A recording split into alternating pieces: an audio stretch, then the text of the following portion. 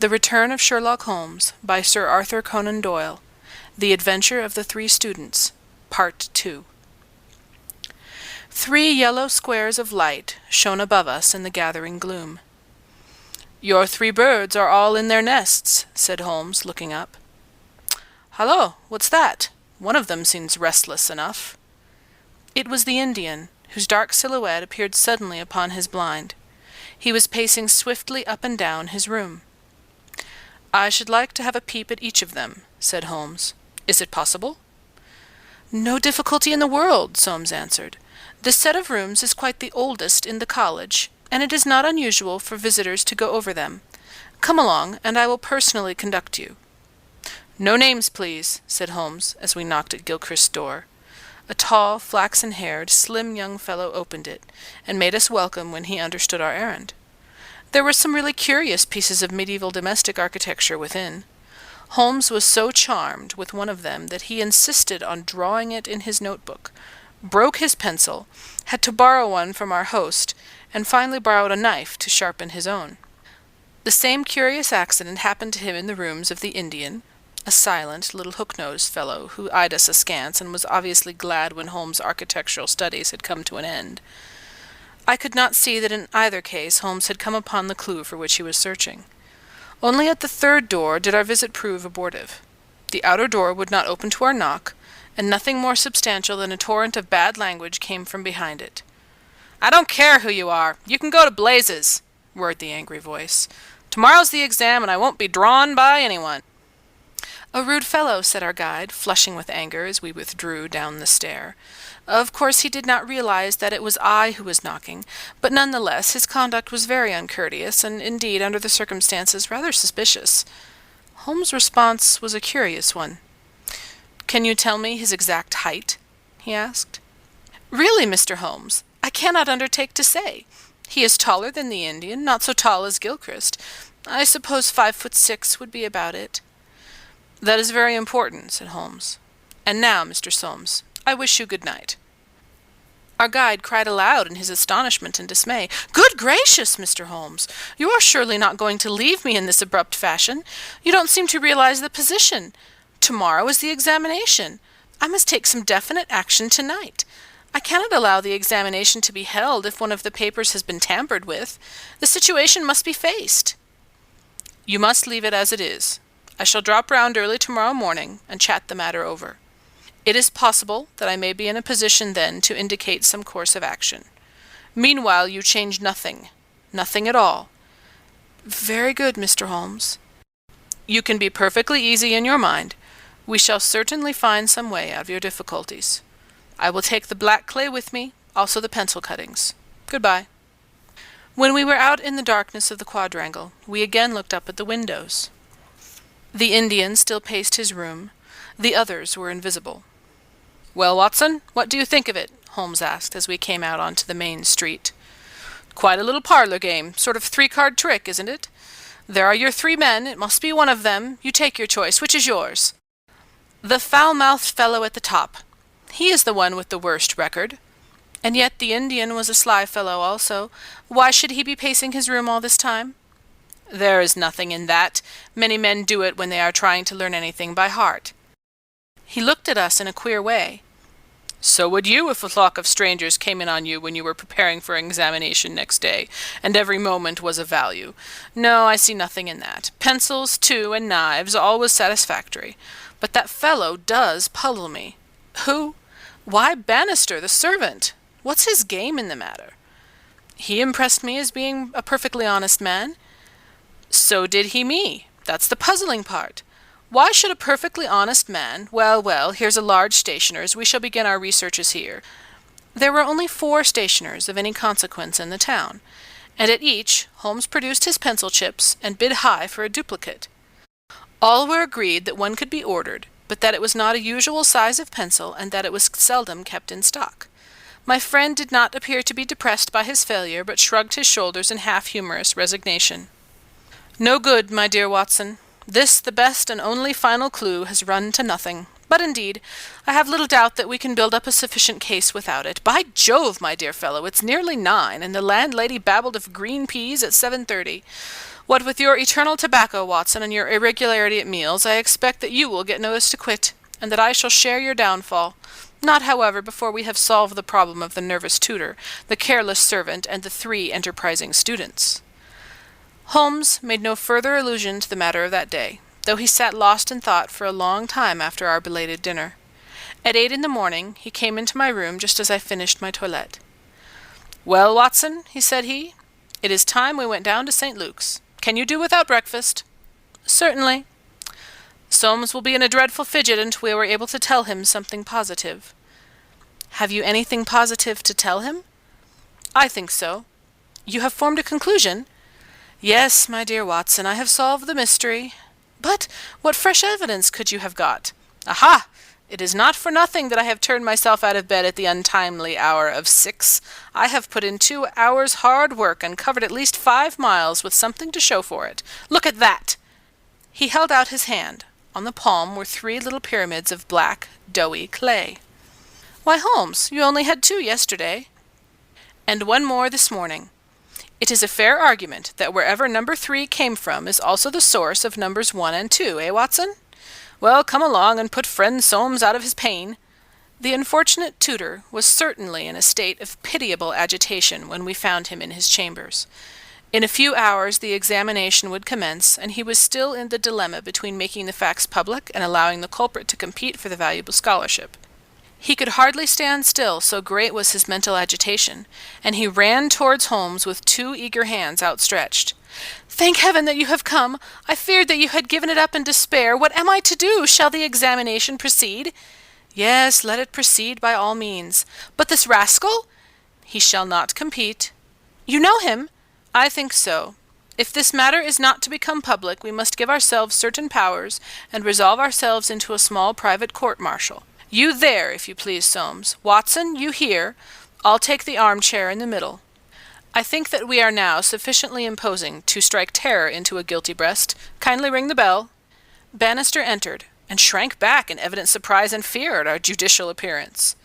"You will kindly close the door," said Holmes. "Now, Bannister, will you please tell us the truth about yesterday's incident?" The man turned white to the roots of his hair. I have told you everything, sir." "Nothing to add?" "Nothing at all, sir." "Well, then, I must make some suggestions to you. When you sat down on that chair yesterday, did you do so in order to conceal some object which would have shown who had been in the room?" Bannister's face was ghastly. "No, sir, certainly not." "It is only a suggestion," said Holmes suavely. "I frankly admit that I am unable to prove it. But it seems probable enough, since the moment that Mr. Soames' back was turned, you released the man who was hiding in the bedroom." Bannister licked his dry lips. "There was no man, sir." "Ah, that's a pity, Bannister. Up to now you may have spoken the truth, but now I know that you have lied." The man's face set in sullen defiance. "There was no man, sir." Come, Bannister." "No, sir. There was no one." "In that case, you can give us no further information. Would you please remain in the room? Stand over there near the bedroom door. Now, Soames, I am going to ask you to have the great kindness to go up to the room of young Gilchrist and ask him to step down into yours." An instant later the tutor returned, bringing with him the student. He was a fine figure of a man, tall, lithe, and agile, with a springy step and a pleasant, open face. His troubled blue eyes glanced at each of us, and finally rested with an expression of blank dismay upon Bannister in the farther corner. "Just close the door," said Holmes. "Now, Mr. Gilchrist, we are all quite alone here, and no one need ever know one word of what passes between us. We can be perfectly frank with each other. We want to know, Mr. Gilchrist, how you, an honorable man, ever came to commit such an action as that of yesterday." The unfortunate young man staggered back, and cast a look full of horror and reproach at Bannister. "No, Mr. Gilchrist, sir. I never said a word, never one word," cried the servant. "No, but you have now," said Holmes. "Now, sir, you must see that after Bannister's words your position is hopeless, and that your only chance lies in frank confession." For a moment Gilchrist, with upraised hand, tried to control his writhing features. The next he had thrown himself on his knees beside the table, and burying his face in his hands, he had burst into a storm of passionate sobbing. "Come, come," said Holmes kindly. "It is human to err, and at least no one can accuse you of being a callous criminal. Perhaps it would be easier for you if I were to tell Mr. Soames what occurred, and you can check me where I'm wrong. Shall I do so? Well, well, don't trouble to answer. Listen, and see that I do you no injustice. From the moment, Mr. Soames, that you said to me that no one, not even Bannister, could have told that the papers were in your room, the case began to take a definite shape in my mind. The printer one could, of course, dismiss. He could examine the papers in his own office. The Indian I also thought nothing of. If the proofs were in a roll, he could not possibly know what they were. On the other hand, it seemed an unthinkable coincidence that a man should dare to enter the room, and that by chance on that very day the papers were on the table. I dismissed that. The man who entered knew that the papers were there. How did he know? When I approached your room, I examined the window. You amused me by supposing that I was contemplating the possibility of someone having in broad daylight, under the eyes of all those opposite rooms, forced himself through it. Such an idea was absurd. I was measuring how tall a man would need to be in order to see, as he passed, what papers were on the central table. I am 6 feet high, and I could do it with an effort. No one less than that would have a chance. Already you see I had reason to think that, if one of your 3 students was a man of unusual height, he was the most worth watching of the 3. I entered, and I took you into my confidence as to the suggestions of the side table. Of the center table I could make nothing until in your description of Gilchrist you mentioned that he was a long-distance jumper. Then the whole thing came to me in an instant, and I only needed certain corroborative proofs, which I speedily obtained. What happened was this. This young fellow had employed his afternoon at the athletic grounds, where he had been practicing the jump.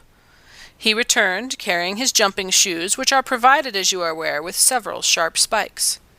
As he passed your window, he saw, by means of his great height, these proofs upon your table, and conjectured what they were.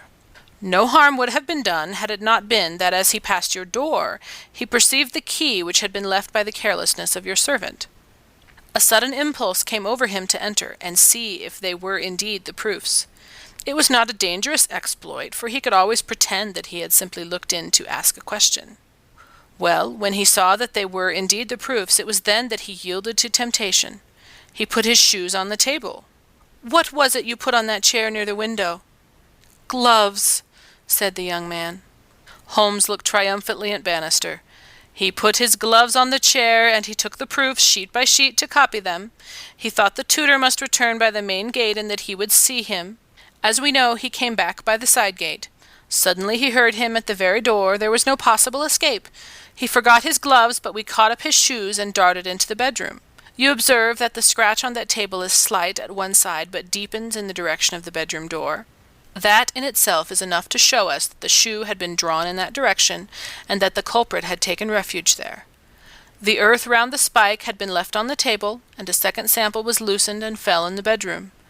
I may add that I walked out to the athletic grounds this morning, and saw that tenacious black clay is used in the jumping pit, and carried away a specimen of it, together with some of the fine tan or sawdust which is strewn over it to prevent the athlete from slipping. Have I told the truth, Mr. Gilchrist? The student had drawn himself erect. Yes, sir, it's true, said he. Good heavens, have you nothing to add? Cried Soames. Yes, sir, I have, but the shock of this disgraceful exposure has bewildered me.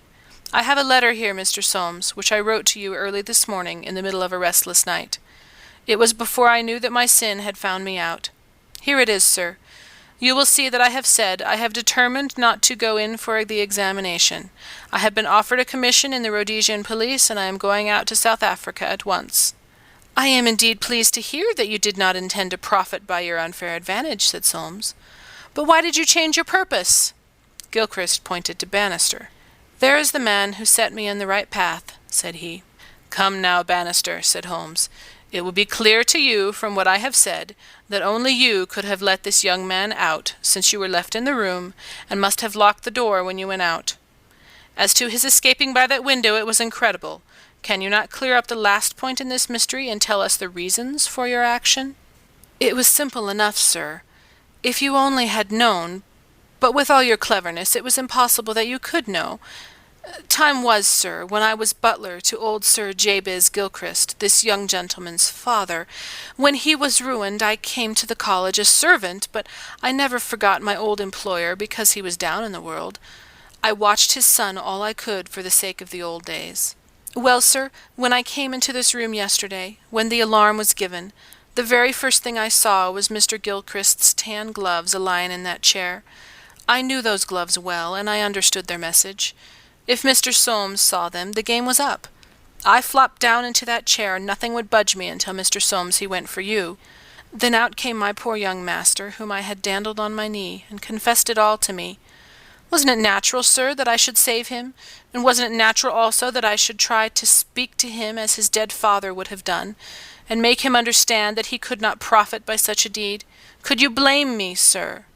"No, indeed," said Holmes heartily, springing to his feet.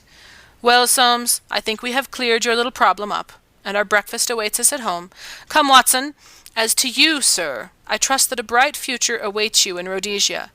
For once you have fallen low, let us see in the future how high you can rise." End of The Adventure of the Three Students, Part 2.